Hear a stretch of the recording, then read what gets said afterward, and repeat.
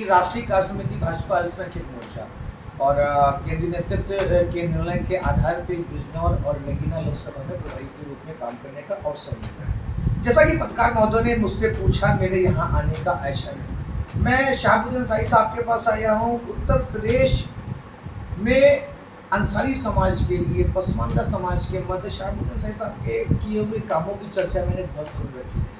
तो मैंने अपने सहप्रभारी इस लोकसभा में एमपी बख्शी साहब से आग्रह किया कि शहाबुद्दीन साहब से मेरी मुलाकात कराएं। आप उत्तर प्रदेश सरकार में हथकरघा परिषद के मेंबर भी रहे हैं, आप इस परिषद के वरिष्ठ नेता हैं और शहाबुद्दीन भाई से मैंने अपने दिल की बात बताई कि लखनऊ से लेकर दिल्ली तक आज हमारी पार्टी की सबसे बड़ी फिक्र ये है कि ये पसमानदा समाज जो हिंदुस्तान का सबसे पिछड़ा समाज है, इसकी मौलिक आवश्यकताओं की पूर्ति का बीड़ा आज भारतीय जनता पार्टी के कार्यकर्ताओं ने, भारतीय जनता पार्टी की सरकार ने उठाया।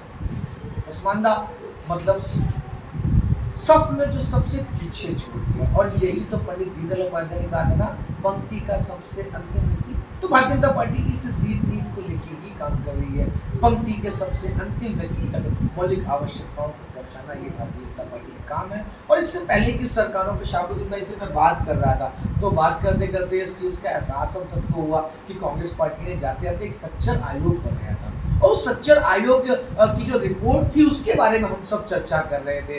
कैसे सच्चर कमेटी ने बताया था कि इस मुल्क में 70 सालों तक जब कांग्रेस पार्टी की गवर्नमेंट रही, उस दौरान इस मुल्क के मुसलमानों की जो आबादी थी, उनकी स्थिति आर्थिक रूप से, उनकी स्थिति चिकित्सा या अन्य मामलों में, उनकी स्थिति शिक्षा के क्षेत्र में, उनकी स्थिति सरकारी नौकरियों में दलितों से भी पिछड़ी। तो ऐसी स्थिति में यदि हम आज गांव-गांव, घर-घर जाके पसमानदा समाज की मौलिक आवश्यकताओं की जानकारी करना चाह रहे हैं, तो शहाबुद्दीन भाई साहब उसमें बहुत बड़ी कड़ी के रूप में।